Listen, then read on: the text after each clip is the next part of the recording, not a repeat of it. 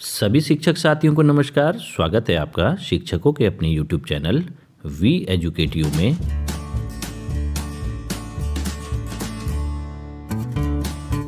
जैसा कि आप सभी शिक्षक साथी जानते हैं कि अभी तक बोर्ड परीक्षा की प्रयोगात्मक परीक्षाओं एवं मूल्यांकन कार्य में परीक्षकों की नियुक्ति हेतु OMR शीट्स के माध्यम से समस्त शासकीय व सहायता प्राप्त अशासकीय विद्यालयों के नियमित अध्यापकों की डिटेल्स अध्यापकों से स्वयं भरवाकर उचित माध्यम से अग्रसारित कर कार्यालय सचिव विद्यालय शिक्षा परिषद रामनगर में भेजी जाती रही हैं, जिसके आधार पर अध्यापक साथियों की नियुक्ति बोर्ड परीक्षाओं के प्रयोगात्मक एवं मूल्यांकन कार्य में लगती आई हैं। परंतु सचिव विद्यालय शिक्षा परिषद रामनगर के दिनांक 23 सितंबर वर्ष 2022 के पत्रानुसार वर्ष 2023 की आगामी परिषदीय परीक्षा हेतु समस्त शासकीय व सहायता प्राप्त अशासकीय विद्यालयों के नियमित अध्यापकों का विवरण इस बार OMR शीट की जगह ऑनलाइन भरा जाएगा। तो आज के वीडियो में हम यही डिस्कशन करने वाले हैं कि आप अपने विद्यालय के समस्त अध्यापकों का विवरण ऑनलाइन किस प्रकार से फीड कर पाएंगे। जो भी साथी चैनल में पहली बार आए हैं या जिन साथियों ने अभी तक चैनल को सब्सक्राइब नहीं किया है, उनसे हमारा निवेदन है कि कृपया चैनल को अवश्य सब्सक्राइब कर लें तथा बेल आइकन के ऑल में जाके क्लिक करें, ताकि आने वाले जितने भी अपकमिंग वीडियोज़ हैं उनकी नोटिफिकेशन आप तक सबसे पहले पहुँच पाए और आप उन महत्वपूर्ण वीडियोज़ का लाभ उठा पाएँ। चलिए वीडियो स्टार्ट करते हैं। विद्यालय के समस्त शिक्षक साथियों का विवरण पोर्टल में फीड करते समय कृपया संबंधित शिक्षक साथियों को कंप्यूटर स्क्रीन के सामने अवश्य बैठाएं तथा साथ ही उनका आधार नंबर व काले पेन से किसी कागज़ में हस्ताक्षर को लेके उसकी फ़ोटोग्राफ लीजिए। उसको 10 KB से 50 KB के साइज़ में पहले से ही रिसाइज करके अपने कंप्यूटर में सुरक्षित रखें। फ़ोटो को रिसाइज करने का तरीका हमने पिछले वीडियो में, जिसमें हमने हाई स्कूल व इंटरमीडिएट परीक्षार्थियों के बोर्ड परीक्षा फॉर्म को ऑनलाइन किस प्रकार भरा जाता है, उसमें आपको पहले से ही बता दिया था। आप उस वीडियो की सहायता ले सकते हैं। शिक्षक साथियों के विवरण को ऑनलाइन फीड करने के लिए आपको अपने PC या लैपटॉप के गूगल क्रोम ब्राउज़र में सर्च बार में लिखना होगा ubsc.uk.gov.in। जैसे ही आप इसको सर्च करते हैं आपके पास कई विकल्प आ जाएंगे। इनमें आपको एक विकल्प बोर्ड एग्जामिनेशन का दिख जाएगा।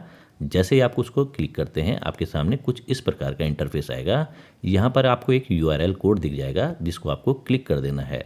जैसे ही आप URL को क्लिक करते हैं आपसे यह लॉगिन के लिए पूछता है। इससे पूर्व भी आप लॉगिन का प्रोसेस समझ चुके हैं। यहाँ पर आपको जो यूज़र ID अभी बोर्ड परीक्षा के परीक्षार्थियों के जो फॉर्म ऑनलाइन भरे गए थे उसके लिए आवंटित की गई है, वही यूज़र ID आपको भरनी है और जो पासवर्ड आपने रिसेंटली बनाया था उसी पासवर्ड को आपने एंटर करना है। सबसे अंत में आपको नीचे कैप्चा कोड को भर देना है और उसके पश्चात लॉगिन कर देना है। तो जैसे ही आप लॉगिन करते हैं आपके सामने कुछ इस प्रकार का इंटरफेस आएगा। आप लाल कलर के बॉक्स पर ही संशोधन कर सकते हैं। इसको आप कट कर दें। इसके पश्चात हम देखते हैं बाईं तरफ कई विकल्प दे रखे हैं। उनमें एक विकल्प आपको दिख जाएगा शिक्षक बायोडाटा फॉर्म। ये न्यू भी लिखा हुआ है, ये अभी रिसेंटली लॉन्च हुआ है, तो आपको इसको क्लिक कर देना है। जैसे ही आप इसको क्लिक करते हैं आपके सामने एक नई विंडो आ जाएगी जिसमें एक फॉर्म खुल के आ जाएगा। इस फॉर्म के सबसे टॉप में आपके विद्यालय से संबंधित डिस्ट्रिक्ट, ब्लॉक, स्कूल का नाम और स्कूल का टाइप पहले से ही प्रीफिल्ड होगा। पॉइंट नंबर 5 पे आपको संबंधित शिक्षक का नाम एंटर करना होगा जिनका आप विवरण भर रहे हैं। पॉइंट नंबर 6 में उनका जेंडर फीड करना पड़ेगा, वे मेल हैं या फीमेल है। उसके पश्चात पॉइंट नंबर 7 में टीचर बायोडाटा नंबर, ये ऑटो जनरेटेड होगा, इसको आपको छेड़ने की ज़रूरत नहीं है। पॉइंट नंबर 8 पे संबंधित शिक्षक साथी की डेट ऑफ बर्थ पूछी जाती है, तो इसमें क्रमशः आपको दिन, महीने व ईयर चुन के लिख देना है। पॉइंट नंबर 9 में आपसे पूछा जाता है are you capable to evaluate English medium copy, क्या आप इंग्लिश मीडियम की कॉपी का मूल्यांकन करने के लिए सक्षम हैं। यदि आप सक्षम हैं तो यस पे एंटर करेंगे, अन्यथा आप नो लिख देंगे। पॉइंट नंबर 10 में आपसे हेल्थ स्टेटस पूछा जाता है, यदि आप हैंडीकैप्ड हैं तो उसमें सेलेक्ट कर देंगे, अन्यथा आप इसको रहने देंगे। पॉइंट नंबर 11 में आपसे डीबार स्टेटस के बारे में पूछा जाता है, यदि विगत वर्षों में बोर्ड मूल्यांकन करते समय आपको डीबार किया गया हो तो उसका स्टेटस आपको भरना है।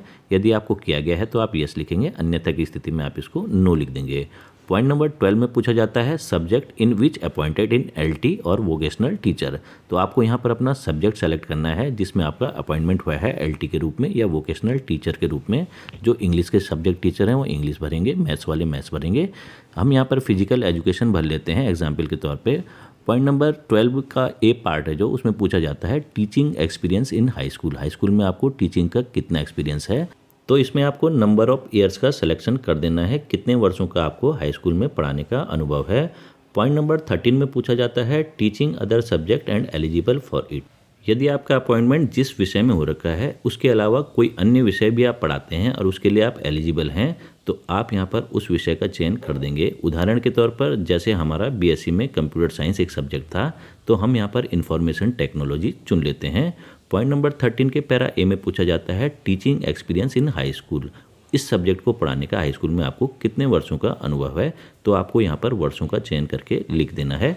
पॉइंट नंबर 14 में आपसे पूछा जाता है टीचिंग सब्जेक्ट इन इंटरमीडिएट। आप इंटरमीडिएट में कौन सा विषय पढ़ाते हैं, तो उस विषय का आपको यहाँ पर चयन कर देना है। जैसे हम यहाँ पर मैथमेटिक्स चुन लेते हैं। पॉइंट नंबर 14 के पैरा ए में पूछा जाता है टीचिंग एक्सपीरियंस इन इंटरमीडिएट। जो आपने टीचिंग सब्जेक्ट इन इंटरमीडिएट चुना है उसको पढ़ाने का आपको कितने वर्षों का अनुभव है, उसमें आपको यहाँ पर वर्षों का उल्लेख कर देना है। इसके बाद आपसे चॉइस ऑफ इवैल्यूएशन सेंटर के बारे में पूछा जाता है, मूल्यांकन केंद्रों के बारे में। इसमें आपको 2 विकल्प दिए गए होते हैं। तो पहले विकल्प में आपका डिस्ट्रिक्ट कोड, जो आपका डिस्ट्रिक्ट है जहाँ पर आपका कार्यकारी विद्यालय है, वो बाय डिफ़ॉल्ट आ जाता है और उसी में से आपको सेलेक्ट करना पड़ता है उसकी सिटी का किसी एक का। दूसरी चॉइस में आपको किसी अन्य डिस्ट्रिक्ट का चयन करने का विकल्प दिया जाता है। उदाहरण के लिए हम यहाँ पर जब चॉइस 2 में जाते हैं और यहाँ पर हम हरिद्वार सेलेक्ट कर लेते हैं कि हरिद्वार डिस्ट्रिक्ट को हमने यहाँ पर सेलेक्ट कर दिया है।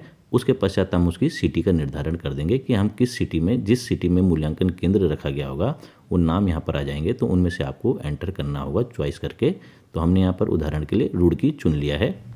पॉइंट नंबर 19 में आपसे डेट ऑफ अपॉइंटमेंट पूछा जाता है। तो यहाँ पर आपको क्रमशः दिन, महीना और ईयर लिख देना है कि आपका अपॉइंटमेंट किस दिन, किस महीने और किस ईयर में हुआ, उसका आपको यहाँ पर सिलेक्शन कर देना है। उदाहरण के लिए हम यहाँ पर इसको सेलेक्ट कर दे रहे हैं। इसके पश्चात पॉइंट नंबर 20 में आपसे पूछा जाता है प्रेजेंट डेजिग्नेशन, यानी वर्तमान धारित पद आपका क्या है। तो जिस भी धारित पद में आप हैं उसका यहाँ पर सिलेक्शन कर देंगे। यदि आप एलटी अध्यापक हैं तो एलटी का सिलेक्शन करेंगे, यदि आप लेक्चरर हैं तो लेक्चरर, और अन्य विकल्प जितने भी दिए गए हैं आप उसके हिसाब से अपना चयन कर देंगे। उसके पश्चात यहाँ पर पॉइंट नंबर 21 में पूछा जाता है डेजिग्नेशन ऑफ फर्स्ट अपॉइंटमेंट। जब आपकी प्रथम नियुक्ति हुई होगी उस समय आपका पद क्या था।